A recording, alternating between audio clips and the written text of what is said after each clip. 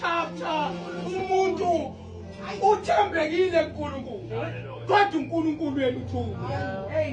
Hallelujah. Amen. Hallelujah. Umkhonza kanjani uNkulunkulu mangabe ethulile?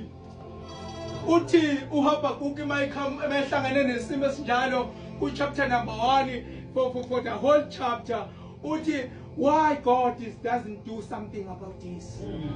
Hallelujah. Ngoba uNkulunkulu uthule wenzenjani wemntu omusha mangabe uNkulunkulu ethulile. Iphi into ngoba ireality imile kodwa itheology yakho futhi imile. Kodwa la kusemhlabeni. Impilo uzothi mawubuya esontweni impilo ikubingele isawubona. Wenze njani impilo uma ngabe ikubingelela? Uhlala kanjani enkosini singekho isiko endlini? Hallelujah. Hallelujah. Amen. Hayi impilo yona impilo. Uyongena kwi fasting uphuma impilo imile.